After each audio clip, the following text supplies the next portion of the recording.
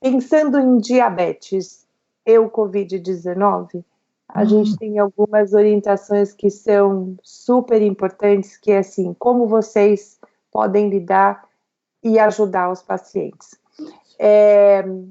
Como o próprio, assim, ter gripe, ou ter uma infecção, ou ter um resfriado, ter uma situação de estresse, ele pode piorar o controle glicêmico. Então, para o paciente que tem diabetes tipo 1, a gente tem que pensar que isso pode impactar em necessidade maior de insulina, e a gente pode já fazer algumas recomendações para esses pacientes, tá? A gente tem uma recomendação que saiu do SPAD para poder fazer ajustes de dose de insulina, e a gente vai ter, essa reunião que eu tenho depois de vocês, é justamente para tomar um consenso nosso, que nós vamos estar para já colocar alguns dados para ajudar o paciente a ajustar a dose de insulina se precisar e não conseguir ter o seu médico de acesso, então ele poderia já fazer. Mas eu vou dar umas dicas do que a gente faz. Então, assim, hidratar é fundamental numa situação de estresse, porque a gente diminui o risco de cetoacidose. Monitorar mais vezes. Então, uma das recomendações principais que eu tenho mandado o WhatsApp para todos os meus pacientes é assim, gente, neste momento, se você estava fazendo 2 pontas de dedo por dia, estava fazendo 1 ponta de dedo por dia, intensificar a monitorização da glicemia. De preferência, faça as pré-refeições, ajuste, e se a glicemia não está boa, vai lá e faz de novo, faz o pós-prandial para poder fazer um novo ajuste, tá? Pode ser que precise ajustar a dose de insulina, a gente já tem algumas recomendações, se a gente já tiver do nosso médico, puder entrar em contato com o médico e pedir já recomendações, olha, vamos fazer isso, vamos fazer ajuste de 10%, vamos fazer um ajuste de 20%, ou já deixar pré-determinado em situações de estresse, como é que eu posso fazer. Por exemplo, a gente faz recomendação em períodos menstruais. A gente já pode ter essas recomendações, por exemplo, em situações de estresse, né? E aqui a situação de ter uma gripe, ter uma infecção, já pode ter essa recomendação. Para quem não tá, nós vamos fazer um quadrinho, vai ter um quadrinho lá que você pode ir lá, olha, que legal, eu prometo que se tiver aprovação, eu mando para vocês também a publicação do site, eu compartilho com vocês logo em seguida. Mas esse já foi alguma recomendação que a gente teve do SPAD, que acho que a Vanessa já compartilhou com eles ou não? Tá. Eles.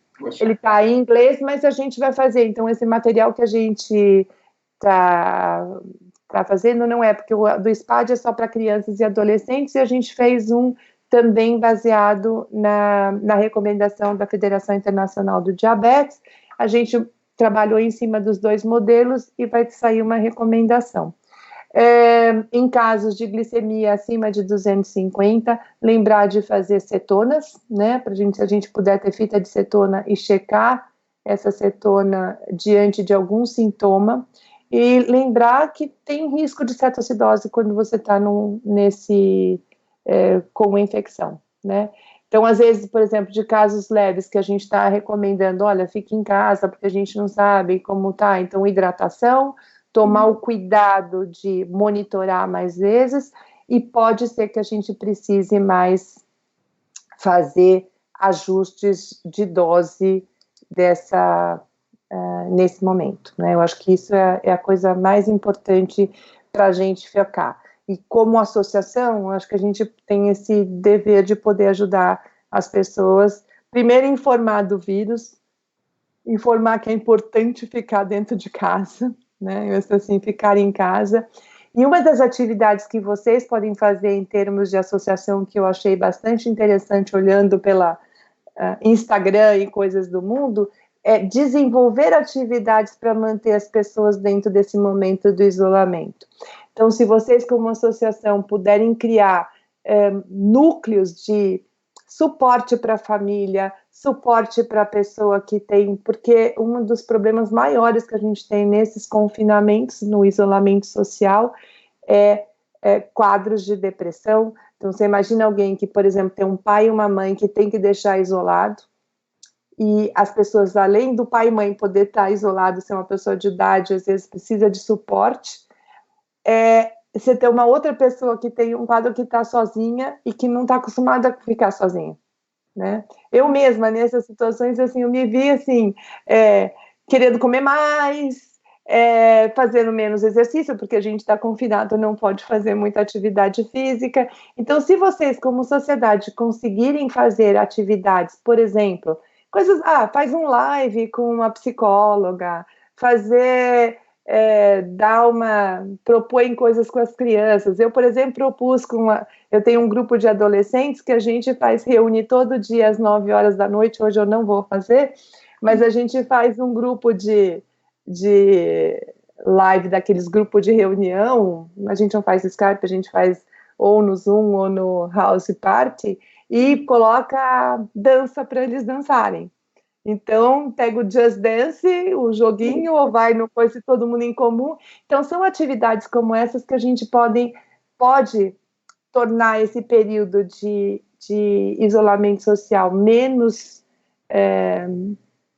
difícil de ser enfrentado, e principalmente melhorar os controles glicêmicos, porque eu tenho muito paciente que não tem, às vezes ele liga para mim com um sintoma que na verdade não é o sintoma, é o medo, né? Então, se a gente puder, nesse momento, ter o acolhimento da associação, que eu acho que é uma função nossa, além de dar as orientações básicas, ajudar nesse momento que a gente está passando e tornar o isolamento, não tão isolamento, uma coisa onde a gente pode conviver em conjunto, sem dúvida vai ser melhor.